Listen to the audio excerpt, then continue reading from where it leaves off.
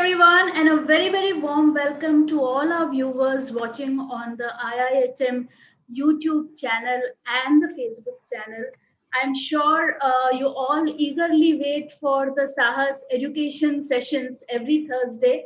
And we are here today towards the end of the educational journey. Education never stops, but of course, the sessions that we are doing, we have seen most of the aspects that have been covered, and we are in for a very, very special session today. I will give you a brief about the session a little later.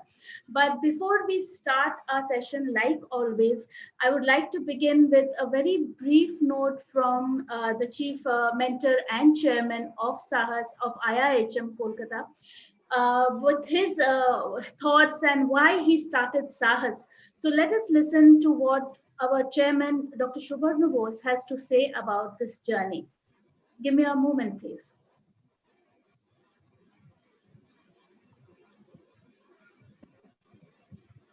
Sahas. Sahas means courage. And at IIHM, it's always been students first.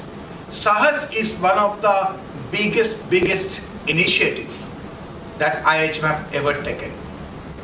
Sahas is a huge commitment from all of us at IIHM to make sure that our students gets all the mentorship, the guidance, and the education to become the entrepreneurs of tomorrow. Because what IIHM stands for is to create not just a global hospitality professional, but to create global hospitality entrepreneur.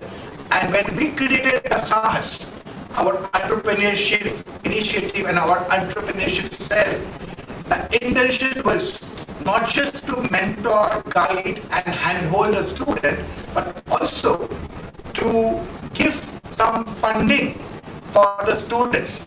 And for this, we have got a corpus fund of 5 crore rupees, which would be given to the student as seed money, but we are scaling it up to 25 crores. Yes, 25 crore for the students of IIHM, so that we can actually help them with some initial seed funding. All the best, everybody. We all really feel that SAHAS will be one of the biggest things that has happened in IIHM ever since IIHM was created. So, great time to start off. I think the COVID-19 had really opened this SAHAS in a big way. So, come on, everybody, and join this SAHAS movement. And that's Subharna Bose.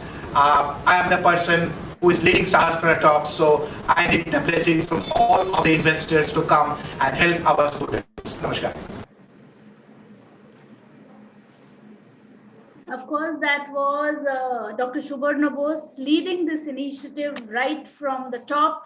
And we are absolutely excited to share with our guests today that the SAHAS journey has now, reaching a point where the students are going to get back with the themes that they have come up with and going to put up their plans in front of us. And absolutely, I think that is the time when what we are all looking forward to. To tell you a little bit about today's session, of course, it's about customer acquisition, and we have learned everything that has to be done with setting up a SAHAS initiative or setting up a startup. But customers are the bread and butter, as they would like to say. But that is the most important link to make sure that the chain completes itself. So that is what we are going to speak about today. And to speak about that, we have none other than Mr. Atanu Ghosh as our guest speaker. Mr. Ghosh is a transformation strategy, marketing, and analytics coach, and he has been with us in the earlier sessions of SAHAS, and they were absolutely amazing, very enriching, very educational. And we welcome Mr. Ghosh once again to the session. To welcome the students and everyone else, may I also request our Deputy Director, Ms. Rupa Datta, who is with us right now, to say a few words before we begin the session. Over to you, Ma'am Datta.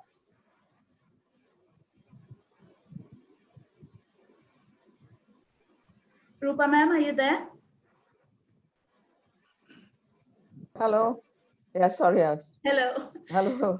Yes, we would love to hear, because I was just sharing with everyone that we are almost coming towards the the last link, so to say, in the chain of completing the startup educational path. So, and of course, we have none other than Mr. Ghosh with us today, who has been a part of this journey and who will continue to be with us in every step of the way in the future. So, your thoughts on that, Rupa ma'am? Yeah, so Mr. Ghosh, welcome. Very nice to have you here again. You're part of the internal advisory board, and we're very lucky to have you with us. So it's very exciting that now we've kind of taken students from the beginning and towards the kind of major part. Now, their ideas, everything has to gel together, because they all have ideas in their head. They've all put it together. They all know what to do, but where do they get the customers from? This is the most important thing in starting a business, are the customers. So we're kind of excited to really hear about the strategies or the ways that we can acquire the customers from you today. So I hand it over to you. Thank you so much, Rupa ma'am. To begin the session, I would now like to invite my colleague Ananya Ghosh to take the session forward. And probably, I guess, like always, you have come thoroughly prepared with a proper PPT, which is going to be sent to all our students. And I'm sure that will be very, very important part of the session today. So over to you, Ananya. Thank you, Smita. Yes, rightly said. I am here with my PPT, and which I will definitely share with my students as soon as this session is over, because I believe that I don't want the students to keep notes while I'm speaking. They should listen to us. That is more important. And if they get the PPT, they can always refer to it in future when they actually will be doing their business down the line. So I'm sharing the screen without wasting further time. It is ultimate guide to customer acquisition. I hope, can you all see it? Smita, can you see it? Thank you, Smita. Okay, so this is ultimate guide to customer acquisition. So nothing can be ultimate. The name is like that. We try to say that it is ultimate. We say it is the best plan, but as we all know that there has to be a plan B also to the best plan, because if we face any problem, any trouble, we can all fall back upon the next best plan or the alternative plan. So as of now, let us take this is the best plan and see how we acquire our customers. So what is customer acquisition? Customer acquisition is the process of bringing new customers or clients to your business, and that is what we all want. We can have a great plan, we can have a great idea, we can have a great product, we think it is solving the purpose or solving the need of several people, but is it really the case? Is anybody ready to pay a price for it? Maybe if I'm distributing free samples, they will all come and take it. They will queue up and take the free samples. But are they willing to pay a price for it? That is the biggest question. So how to acquire those customers? How to make these people ready to pay a price for whatever I am offering? The goal of this process is to create a systematic, sustainable acquisition strategy that can evolve with the new trends and changes. Customer acquisition is important for businesses of any age and any size. Even if you are a 100-year-old business, still you need to acquire your new customers, you have to retain your old customers. If it's a new business, obviously you have to get your first 10 customers, very important. First a customer, first 10 customers, first 100 customers, and so on. It allows your business to make money to meet costs, pay employees, and reinvest in growth, show evidence of traction for outside parties such as investors, partners, and influencers. Being able to systematically attract and convert new customers keeps companies healthy and growing, and investors happy. So let's see how we acquire customer. So the first step that we need to do is to create an awareness about it. Before the customers show an interest, you need to create an awareness about what you are offering, what product or service you are offering for your customers. They have to be made aware of it. And awareness doesn't only mean the features of your product or service. More important is which is the problem of theirs that you are addressing. You are addressing a problem, right? You have identified a problem and you are providing a solution to that problem. How is your product or service creating that solution or providing that solution to the customers, you have to make the general public aware of it. Nowadays it's very easy. Social media is one of the best ways to make people aware about your product or service. Previously it was more difficult. People used to depend on hoardings, on radio ads, on TV ads, so many ways. But obviously nowadays it's, you can just with a click of few buttons, you can just put it on Facebook, you put it on Insta, and really people start talking about your product. Next is the consideration. Consideration means how much are you charging for your product or service, right? Always remember, any customer will always do a cost benefit analysis.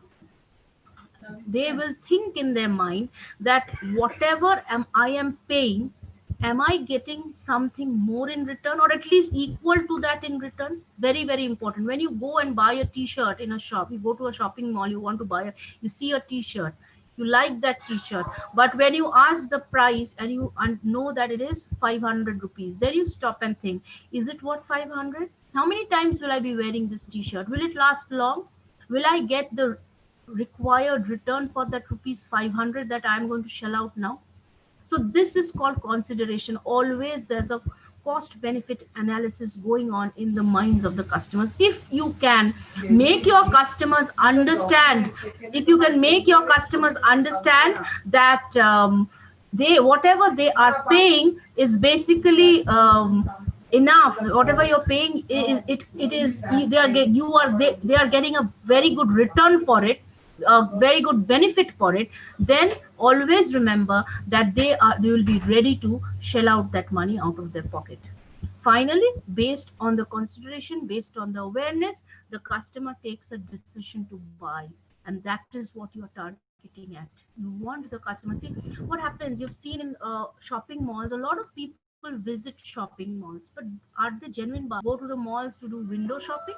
So many of them are not genuine buyers. So you have to create awareness.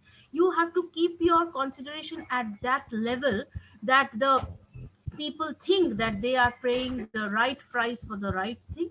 And based on that, you have to influence their decision so that they get ready to buy. They are ready to buy. Broad functions can be divided into visit, lead, marketing qualified lead.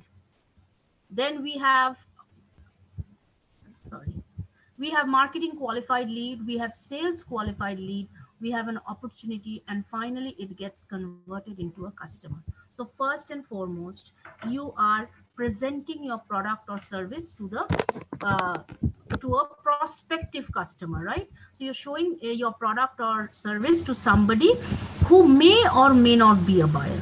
So from that, if you have the feeling, yes, this person may be my buyer, then he gets converted into a lead. Once that person gets converted into a lead, the next thing you have to understand is that whether that person is just showing a general interest or he's definitely going to buy. If you understand he's definitely going to buy, then he becomes a marketing qualified lead. MQL and SQL are important terms which we usually learn in marketing. So MQL is a marketing qualified lead. From MQL you get converted into SQL, sales qualified lead. Means if you, whether the person has the purchasing power to buy the product, right? Whether you have the purchasing power to buy the product. Not only you have to have a wish to buy the product, you also need to have the money in your pocket. I may want to go out and buy a Mercedes for myself. I genuinely want to buy it, but I don't have the money to buy it. So I am a marketing qualified lead, but I am not a sales qualified lead. Okay. So my wish to buy has to be backed up by my purchasing power. Once I am an SQL, it is definitely an opportunity. It is an opportunity for me to buy, and it is an opportunity for the person to sell or the business to sell. And finally, I get converted, or the person gets converted into a customer, right? This is the entire process of converting anybody among the public into a customer. This process, the person has to go through these 6 steps, then only he can become a genuine customer. As customers move through the funnel to become buyers, they gain awareness about your brand. They add your product or service to their consideration pool. They make a decision to become a paying customer of your business. To simplify the process, lead generation typically happens at the top of the funnel, lead acquisition happens in the middle, and lead conversion happens at the bottom. So first the leads are generated, then the people, as they get more and more interested in your products and services, you acquire those leads, and finally you convert your leads into customers. That is the bottom of the funnel. Customer acquisition typically refers to the funnel as a whole. Now, customer acquisition strategies, everything has a planning, everything has a strategy. So what is that strategy? That strategy is basically, customer acquisition methods can be broken up into a variety of different types: paid and free, inbound and outbound. Best methods for your business, however, will depend on your audience, resources, and overall strategy. First and foremost, as I told you, nowadays, most important, content marketing. Blogging is one of the best ways to get your customers. If you remember, few days back, we had a session where we had our two alumni who are doing very well in the food business right now. So both of them said that they spend a lot of money behind bloggers.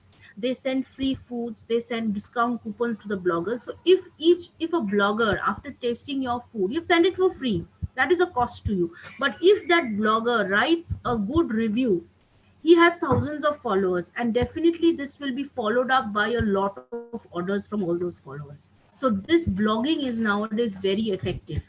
Ebooks, guides, and content offers, videos, these are all content marketing. Nowadays a lot of products you will find whenever you are in Facebook or in Insta, you will see a lot of videos about the products, right? All the products like maybe a hair cream, a shampoo, a hairbrush, whatever. Nowadays everything have videos. Even courses like online selling, you will see videos on courses, online taking online class, taking online making online how to do an online business. All these are having courses, and videos are there to promote those courses. Next is social media.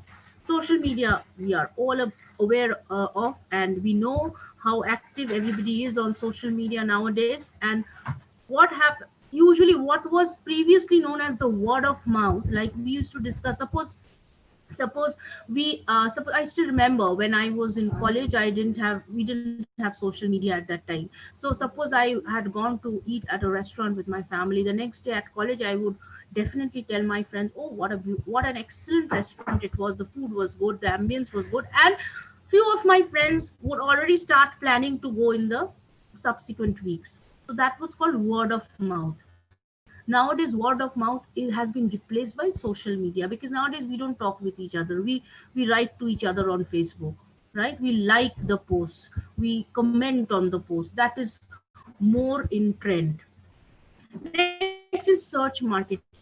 Search marketing is you you have a tie-up with the search engines like Google and other search engines, so that if any person types a keyword, automatically your company or your product will be shown to him first. That is called search marketing.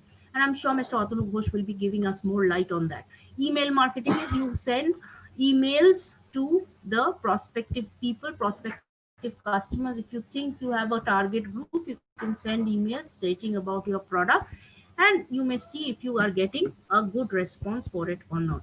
Next is very important. Now, acquiring the customer obviously has a cost, and that is called the customer acquisition cost. Now, high level customer acquisition cost is calculated by dividing marketing costs associated with a specific campaign or effort by the number of customers acquired from the said campaign. So CAC formula looks like, CAC is customer acquisition cost. CAC is equal to MC. MC is marketing cost plus W. W is wages for marketing and sales plus S.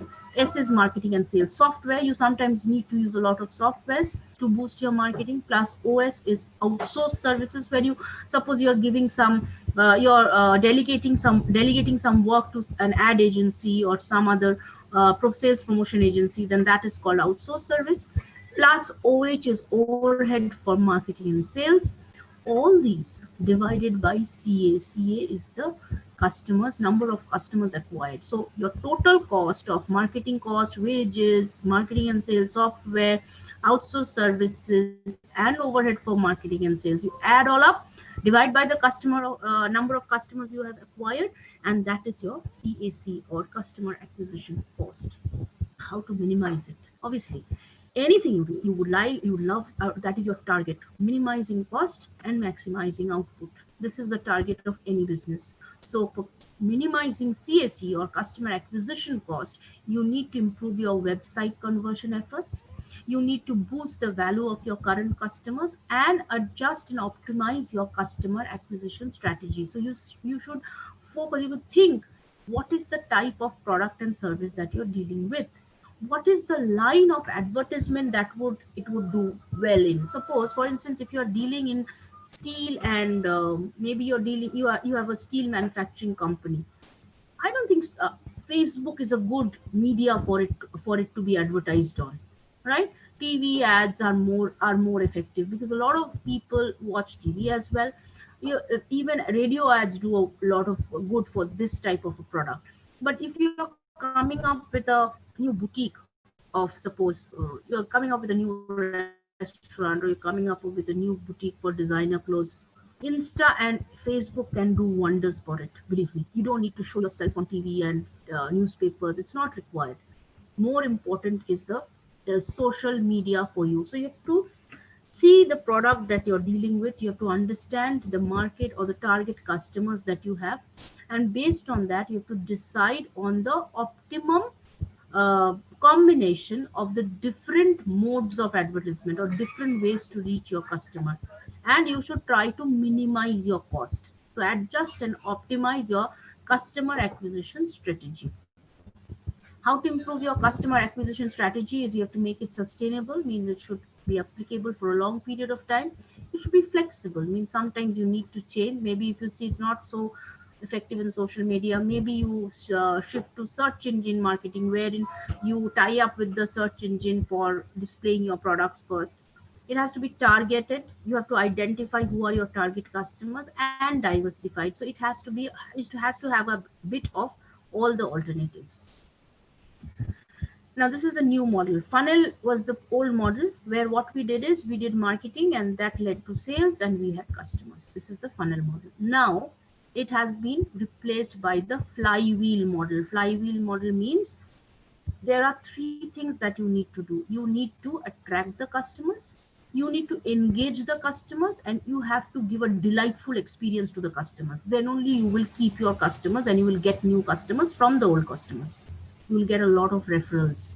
So first you attract the customers, you engage them, means you actually make them believe that your products and services are good, and they will actually be solving their problems.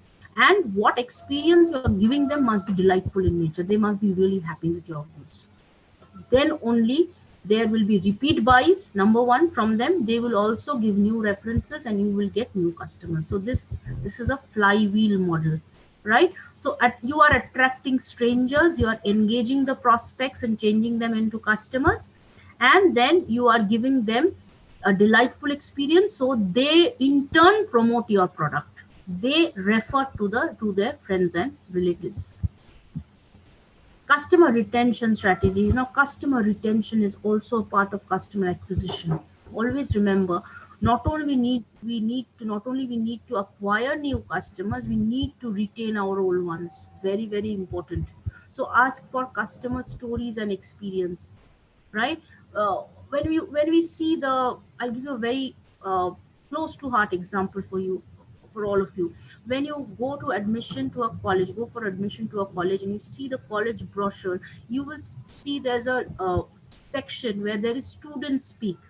Means what are the existing students saying about the college? That's called student speak. Any company brochure has an employee speak. Why? That means if you can hear from their mouth that what has been their experience, that actually gives you a confidence over the product that you're trying to buy. So whenever you're going to see, when you look at TV ads, you see a lot of soaps being uh, advertised by film stars, right? Do you think actually the film stars use that soap? No, they don't. But What happens is when a film star vouches for a particular soap, maybe a majority of the public may think, oh wow, when Shah Rukh Khan is saying that Lux is a good soap, why not use it? So that creates a difference. So ask for customer stories, ask for experience, and then only you can share it. You can actually share it on your social media, and that helps you to retain customers. That also helps you to get new ones. Make the content easily shareable. So whatever content you're making, you make it shareable so that your customers can share it with other prospects. And inspire referrals, inspire the people to give you more referrals, to give you contacts of people who may be potential customers for you. So when you, for example, when you go and buy a car, always though the cars, the agent, the authorized agent who is selling you the car will always take 5 references from you. Maybe those 5 people will not be buying cars, but still they take the references. You never know. If they're not now, maybe after 1 year, these people may think of buying a new car. Or whenever the company is launching a new car, maybe those people can be contacted and they can be given an option. And if they think the option is good, they will buy. If you can attract those new customers, nothing like it. That is what you want. The last concept that we'll do today is customer lifetime value, and that is called LTV. LTV is nothing but the amount of profit that a particular customer will give you over that lifetime, right? So suppose customers, for example, look at the example: a customer spends rupees 1,000 on a product. Profit for the company is rupees 300. Now suppose the price of a particular your product is rupees 1,000, so customer pays 1,000 to you, but actually 1,000 is not your profit. Your profit is rupees 300 on that product. So number of sales the customer makes is 5 during his lifetime. He makes 5 say, purchases from you. So number of sales to this customer is 5. So what is the LTV? LTV is calculated by 300 into 5, that is 1,500. Remember, customers with high LTV are much more expensive to acquire, but they provide the greatest value in terms of revenue, in terms of feedback, in terms of referrals, because these people who buy again and again for you from you are basically very loyal to your brand. They are loyal to your product, they are loyal to your service. Therefore, they give very good feedback to your prospective clients. So this is one very important aspect which you must value. And finally, remember the keyword: customer retention is the new acquisition. If you cannot retain your existing customers, even if you get hundreds and thousands of new customers, your business will not do well, because you have to learn to keep your old customers. You have to make them happy. Then only you will get the new customers. And whoever, whichever customers you are getting, you have to secure that they will come back to you again and again for your product and service. Then only there will be a stupendous growth in your business. With that, I will end my PPT today. I hope that I have been able to throw light on some of the important aspects of customer acquisition, but this is all theoretical, and I'm sure we are. Mr. Atanu Ghosh is there. He'll take you into the in-depth discussion of the practically how a customer is acquired. And over to you, sir. Thank you so much. Thank you for this patient hearing. I'm honored to be able to speak in front of you. Thank you so much.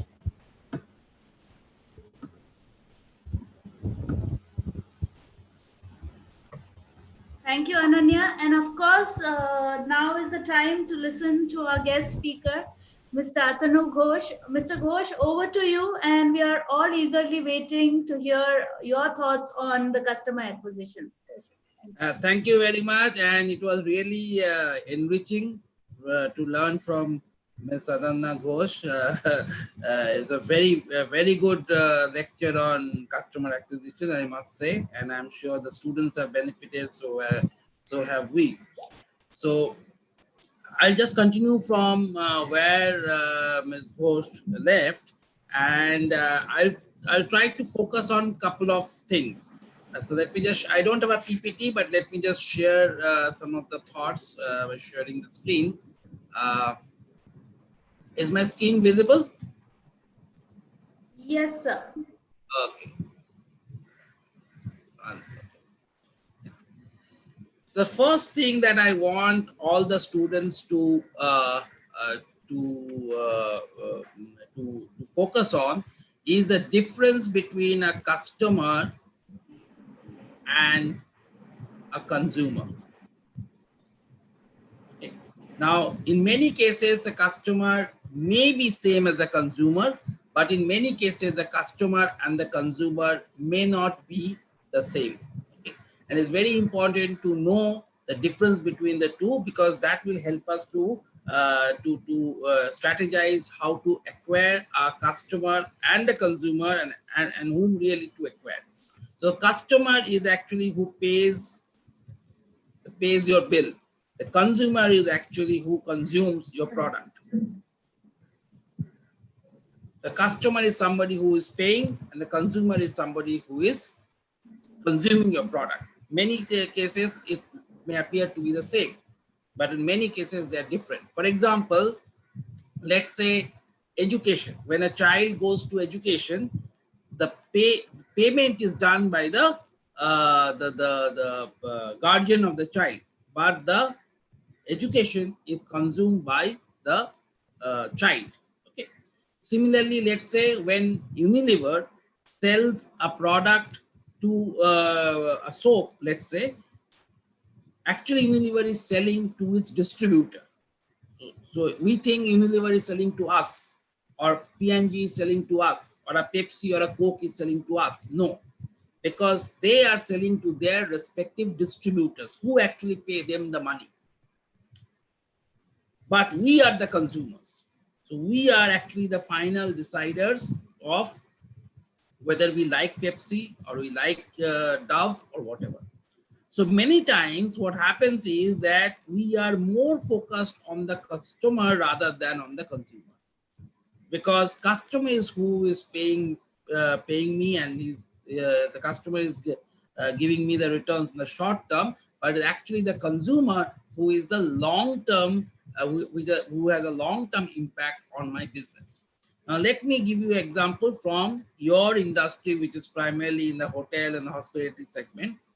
And the customer and the consumer may actually vary at different points. Let's say a family checks into a resort. Okay. Now, the typical tendency is to consider that family as one whole customer. So the entire family is considered to be a customer, and the entire family is also considered to be a consumer. And your entire marketing strategy is actually centered around the fact that considering the entire family is your customer as well as your consumer. But if you notice carefully, the family may consist of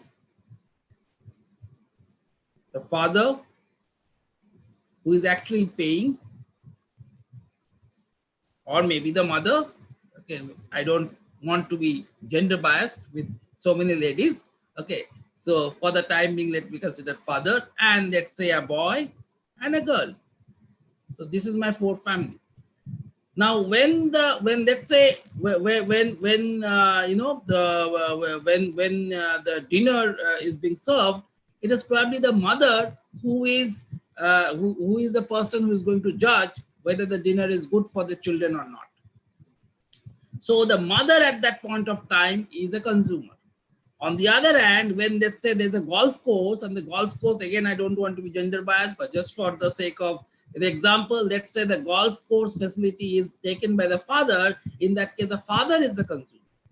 When there is a, let's say, a games area, and it's the boy and the girl who are using the games area, then the boy and the girls are the consumer. So the same family, in the same industry, your customer and your consumer are different, and they are different at different points of time. So unless you realize that, okay, when you are talking about food, it is the mother who is the consumer. When you're talking about golf, it is the father who is the consumer. When you're talking about the games room, it is the boy and the girl who is the consumer. Unless you're consciously thinking around that, then unless you do that, you will not be able to serve them to the satisfaction of the consumer. So remember, your long-term goal is the consumer satisfaction. Okay, of course, you have to get the customer satisfaction, but you cannot stop at only customer satisfaction. If you stop only at customer satisfaction, you will end up satisfying only the father and may not be others because they are not paying. So you have to look at both customer and consumer satisfaction, and they may not be the same. Let me give you another example, another scenario. We all know that, again, from hospitality sector, we all know that any hotels, especially large 5-star hotels, they have two types of customers. One is a retail customer, you and me just checking in into the hotel, maybe for pleasure, maybe usually for pleasure. And then you have the business customer. That means when you're talking about business customers, the hotels will have a tie-up with large corporate. They will have a tie-up with a ITC or an IBM. Okay? And they will say that, look, whoever is your guest should come to my hotel, and they give a good rate and all those things. Now here, who is the customer? Let's say you are the general manager of ITC. Then who is your customer? The customer is the procurement manager or the HR manager of the company, ITC or IBM, whoever, who is deciding on the deal. But that procurement manager or the HR manager may not be coming and staying in your hotel. In fact, most of the cases they will not, because probably they will belong to the same city. They may occasionally visit. They may come to your maybe your for have dinner or lunch, but they may not be staying with you because they are from the same city usually. The people who will come and stay with you are the people who are going to come and stay with you are other employees of that organization. And remember, these organizations are large. Okay, it is not necessarily that the HR manager or the procurement manager who have given you the contract, who have signed the contract for you, they would necessarily know or be aware of the person who is staying with you. The person with the guest who is staying with you is your consumer, even though that person is not paying you. But if you think you will only make the customer, who is the procurement manager or the HR manager, happy, okay, that is, in fact, you can't make him happy because he is not your consumer. He's not consuming, except occasionally coming and having dinner or lunch. Okay, your actual consumer, the person who is going to give you feedback, are the people who are not these guys. So you have to focus on both. You have to make your customer happy and the procurement manager, HR manager happy, as well as you have to make the person, the office, other people of that company who are staying with you happy. And the important thing is that the parameters of making them happy are different. And that is a challenge as a general manager. What is the parameter of making the procurement manager or the HR manager happy? Cost, maybe. Okay. How good is the rate that you are giving? Your rate must be better than, let's say, Taj. Okay. Or maybe, are you giving a complimentary breakfast? Okay. So there may be certain differentiating factors.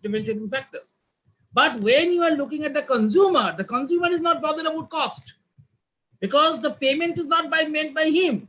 He doesn't care how much money you are charging. Payment is made by his company.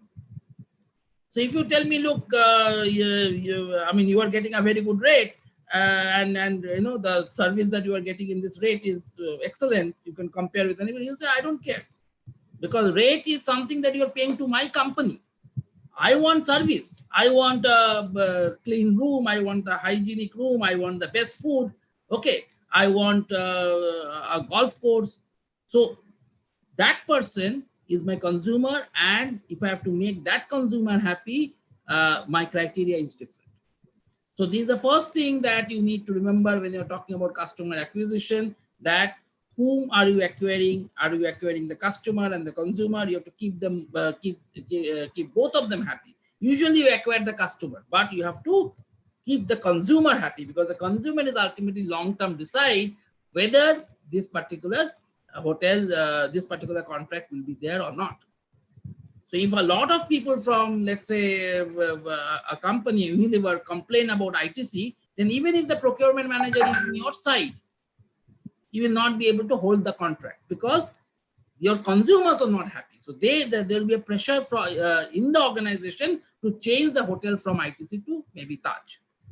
Okay, so you can't just focus on the person who is paying your bill. Okay, that is first thing. The second thing that I want all of you to remember is selling versus buying.